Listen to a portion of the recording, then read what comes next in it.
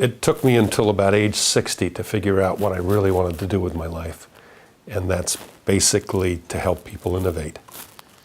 And I've been very lucky to have a front row seat at over 100 successful companies starting all around the world.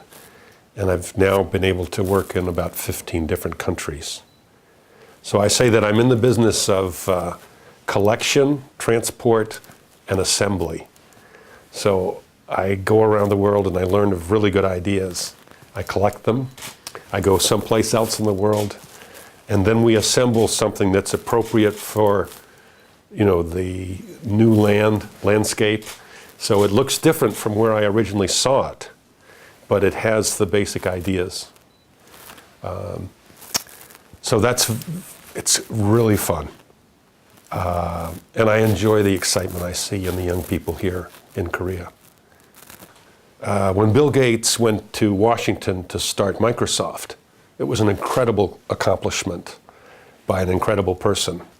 But today, I could go to Washington and create a software company because there are customers that have had success buying from startups. There are people who have made money investing in startups, and so on. So the risk is far lower. And this is happening in Korea as young people take risks and create new businesses.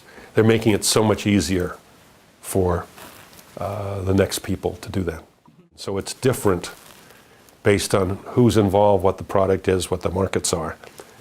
But there are a couple of key things that you need to do.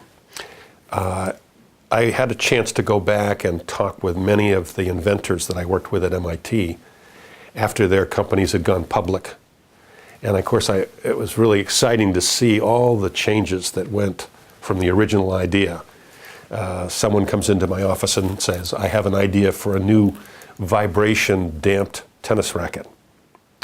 And his first success is making optical switches for telecommunication. What a change. What happened for people to go from the original idea that was not successful to the final idea? And what happened was they had many failures. And the key to innovation is to make each failure as inexpensive as possible. So failure is involved with damage to your reputation, money lost, time lost, and just the pain you feel when you fail. And but if you have many chances to fail, it's all probability. And so if you create an environment around you, 5 to 10 people that you really trust, and that have skills and abilities and backgrounds very different from you, you need someone, you need an idea generator, opportunity spotter, domain expert, connector, initiator, and most importantly, you need at least, or I actually should say, just one truth teller, who when you get really excited about something and you lose sight of the reality, the truth teller says, well, actually, I see some danger here.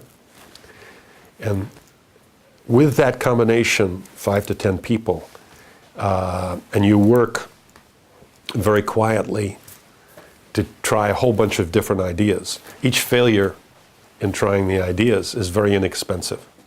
At MIT, I won't get the number exactly right, but it's something like 75% of the startups are still operating 5 years later. 75%. And the difference is that they have many more chances to fail. So if you realize, if you're going into doing a startup, you say, I know I'm going to fail, and I'm going to reduce the cost of that failure. And I'm going to prepare people for the fact that this is an experiment, it may not work. Your question was, what does it take to build the next Microsoft or the next Apple? So it's basically persistence, willingness to try new ways of doing things. After you fail with one approach, you try a different approach, surrounding yourself with these people that you respect, who respect you, and accept you regardless of the individual failures that you collectively experience?